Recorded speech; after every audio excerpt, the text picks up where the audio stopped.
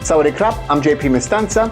Today is Wednesday, May 29th. You're watching Phuket Extra, brought to you by pbcphuket.com.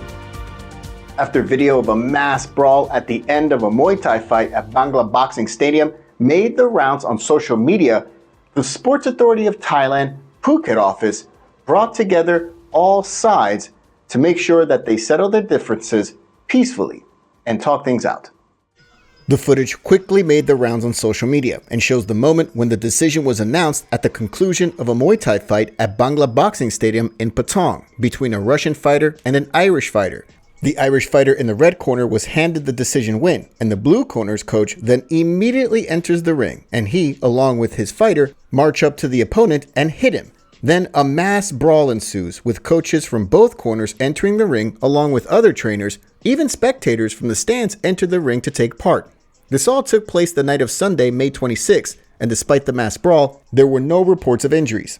The next day, Bangla Stadium representatives issued a public statement extending their sincere apologies to all affected parties over the incident and stated, quote, "We had initiated a thorough investigation into the two fighters and the dispute. The fighter in the red corner exhibited signs of excessive jubilation towards the blue corner, opposing team, leading to a misunderstanding. We had summoned both sides to mediate and admit their mistakes. Both deeply regret that this happened." The statement went on to say that steps will be taken to prevent similar incidents from occurring in the future. A spokesman for Bangla Stadium assured that the incident was quickly controlled and staff at the stadium were able to quell the brawl in less than 2 minutes. On Tuesday, both boxers and their respective trainers and representatives were called to the Sports Authority of Thailand Phuket office for peace talks, which ended with both sides shaking hands to express their apologies and regrets about the incident. The SAT Phuket office also threatened legal action against anyone who enters the ring without permission. For more, visit thephuket.news.com. The political arm of the Thai military is called the Internal Security Operations Command, or ISOC for short. On Tuesday, the number 2 for the Phuket branch of ISOC led an inspection at Nui Beach, the site of last week's violent assault on a 59-year-old man, in order to address the land dispute that led to the attack. The incident took place last Thursday when a group of 18 men led by Chaloton Chotipanang, nicknamed Boy, arrived at the site on Nui Beach, reportedly to claim the land and set a boundary. One man, 59-year-old Mr. Minkyat, attempted to quell things. This led to men in that group to attack the 59-year-old, some brandishing weapons. They even attacked him while he was on the ground. A day later, Karon police tracked down Chaloton and charged him with assault. Since then, reports say 3 others were also charged with assault for their roles in the violent assault.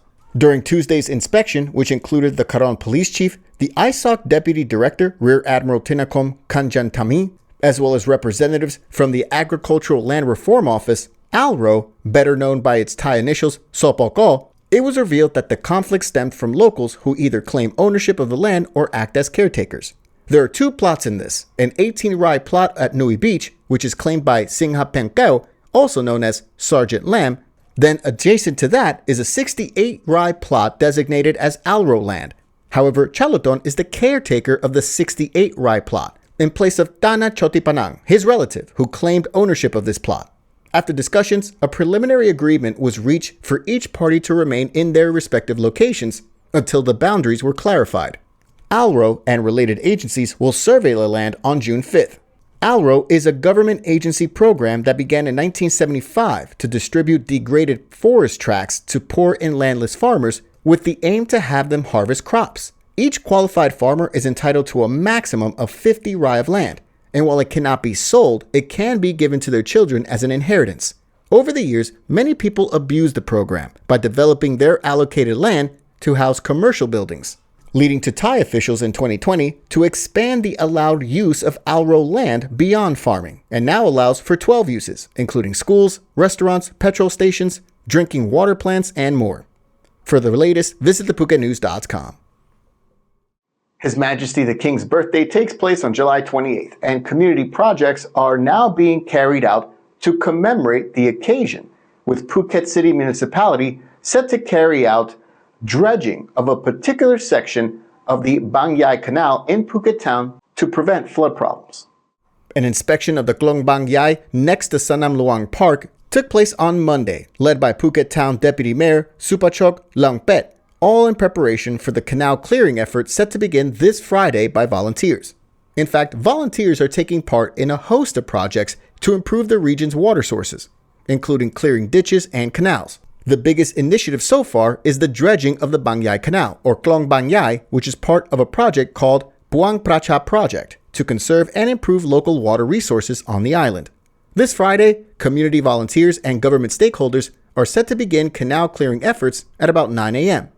However, before that, officials from the Phuket Provincial Administrative Organization, or Obojo, are scheduled to dredge the water from a canal near Phuket Rajabat University to prevent flooding in that area, which had previously affected over 30 households. For more, visit thephuket.news.com.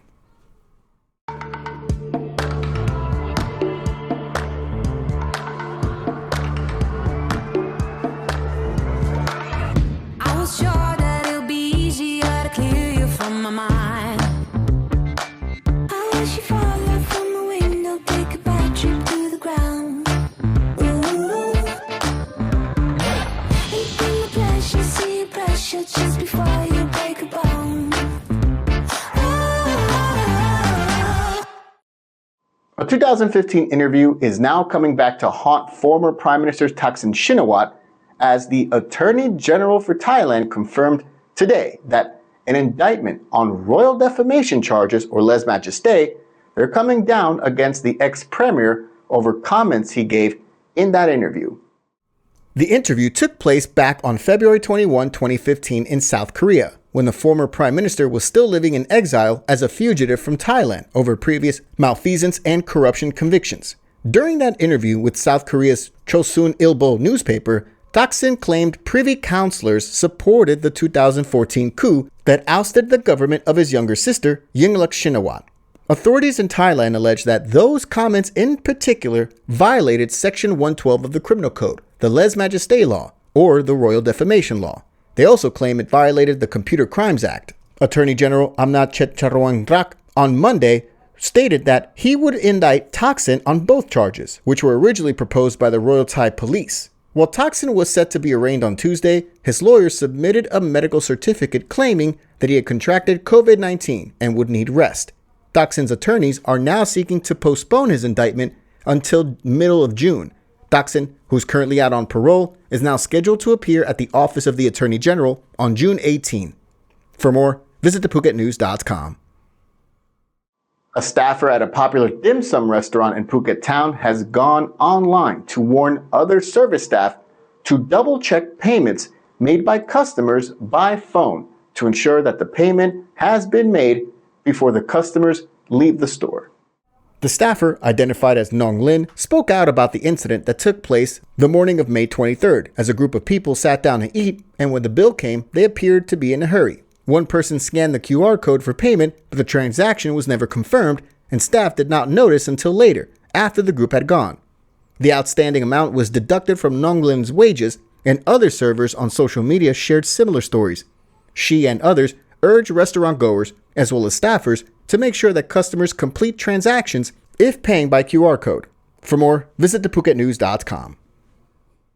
We really appreciate you joining us on this edition of Phuket Extra, brought to you by pvcphuket.com. Join us again tomorrow. Until then, stay classy, Phuket.